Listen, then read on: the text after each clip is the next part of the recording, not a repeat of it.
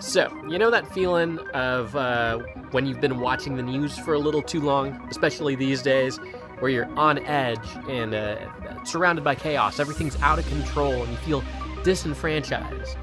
Well, this is a reminder that that feeling is by design. How did we even get here? It was one step at a time. Standards were relaxed. News corporations started playing for attention.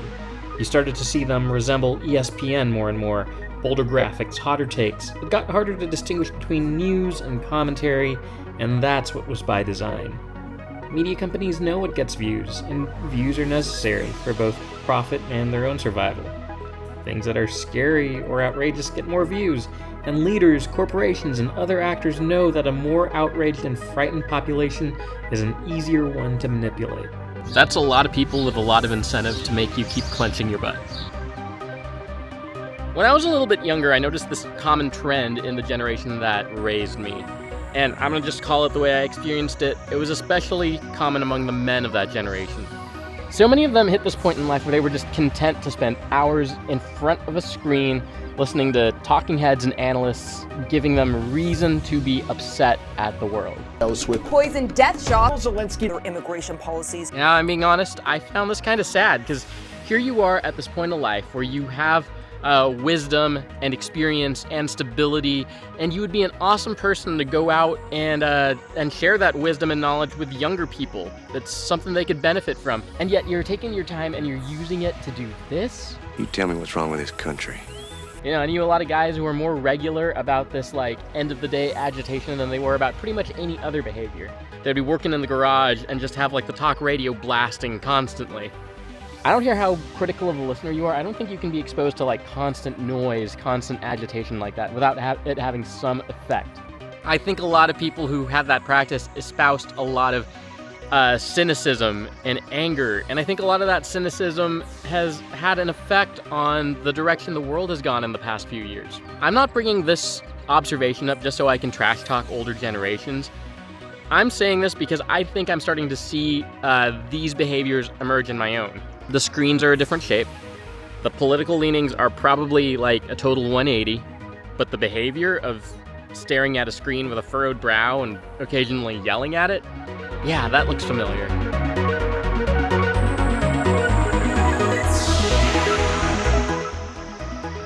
So, to be clear about something, I am not actually anti-news, right? I thought about going into journalism as a career. The work I do these days is kind of journalism adjacent. So, I would be a big contradiction if I said, like, people shouldn't watch the news. I'm not an advocate of burying one's head in the sand. I actually believe that you need a free press and a trustworthy press in order to have a well-functioning society. So there's that. But I do think we need to let go of the idea that watching the news, regularly consuming the news, is the same thing as staying informed. Those two things are not synonyms. I think regardless of where we get our news from, what platform, what medium, I think it's easy to think of it like a window, right? Like the windows of our house show us what's going on our street, on our block, around the neighborhood. And it's easy to think that when we flip on the screen and watch the news, that's just our window out into the world at large, right? And if something's important enough, it's going to make its way onto that screen. It's really not the vantage point that we think it is. So look, these are the most populated countries of the world in pie chart form. Who doesn't love a good pie chart, right? Now, if the news were actually accurate or representative of what was going on around the world, you would expect it to have the same proportions as this pie chart. But here's a screenshot of Apple News, and you can see that it doesn't. There's very little here from China, very little here from India, and together that's like half the world. Like, logically, you might know that the news is curating the most sensational and shocking things and putting it right in front of you, but that's not going to stop you. That doesn't make you immune from the emotional impact of having that stuff in front of you all the time, you know? It doesn't take much repeat exposure to start to internalize the sense of the world as an unkind and chaotic place. And perhaps the biggest reason why I think it's wrong to use the news to show us what the world is like is the fact that it's designed to show us the opposite. The news shows us outliers. It shows us when something's been happening the same way forever and ever and suddenly it isn't. It shows us when things normally work this way, but today this happened that was different. You know, so if you're watching the news and you're thinking like, oh, this is what the world is like, it's actually showing you the exact opposite. It's showing you the exceptions to what the world is like. And maybe, for a lot of you, that's good news. The other thing about the news is it shows you things that take place during a day, but sometimes the actual story unfolds over decades, you know? So in the years since, things have actually kind of gotten worse on this front. And I know this as a baseball fan.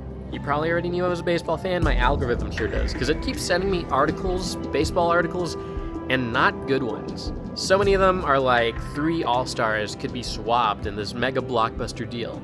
And when I read it, it has no basis on anything that a front office official has said. It's not about anything that has really happened. It's all speculative, and in fact, knowing what I know about the game, it's actually something unlikely to happen. Believe me, this is not limited to baseball news. So, whenever you read a story, you gotta actually ask, like, is this about a thing that has happened, or is this just about a thing that might happen, that I wish would happen? And when you dig into that, also ask yourself, like, so how does this make me feel? Right? Is it designed to make me feel that even more strongly than I might have otherwise? Like, start to recognize when these feelings are being engineered out of you. You gotta go deeper. You know, I'm not saying, like, just give up on the news. There's still excellent long-form journalism being done, stuff worth your time. But these are the types of stories that are almost impossible to publish instantly. It's because they take months and months of investigation and research and talking to people and trying to ask about the story behind the story, how we got to this point. It's looking back and looking deeply instead of just trying to take guesses about the future and rile people up. Don't just consume the news like a spectator. You're a participant, you know? Find your thing and dig in deep. You might expect that when people work closely with an issue, call it like climate change or gun violence or something, they'd be frequently discouraged. Studies show the opposite. Generally, the closer you work on something, the more optimistic you tend to feel. I can take some guesses why. It could be that you see the other people working alongside you, you see the movement happening, you know things are not gridlocked, they're not stuck. Maybe you just have more of a handle on the solutions and what it takes to get there. And yeah, you know what, it's mixed in with some feelings of taking the wins and the losses more personally, but I think you see direction, you see possibility, and that's a whole lot better than feeling helpless. I think it's kind of similar to how people who see more of the world typically see the world as a better place. People who travel more don't think the world is as scary as those who don't. And yeah, that's just how it shakes up. So find your thing and go deep. And not everything is going to be your thing where you can go that deep on. So in that case, find the others. Talk to them and just trust that in the spaces where you're not able to go deep, others are, and you're all working as a big team.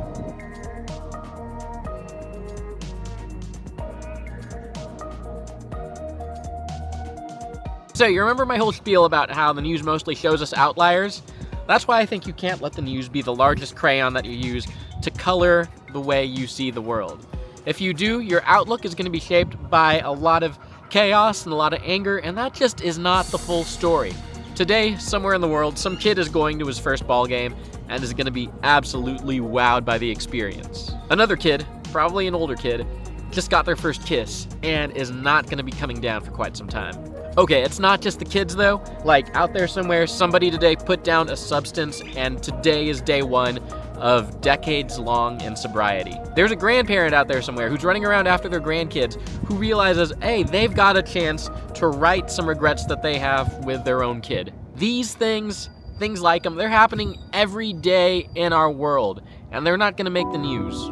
So yeah, do not bury your head in the sand to the suffering, but also don't bury your head in the sand to the wonder, the joy, the miraculous. These things are just as important as whatever the Post is reporting, as whatever outrage article you've seen on your newsfeed 4 times today. Never mistake ordinary for unimportant. And if you're having a hard time, like, actually believing that this is the case, like, look at it this way. On your last day on Earth, when it's all flashing in front of you for the last time, what are you gonna linger on? A stock market crash or a game of catch with your dad?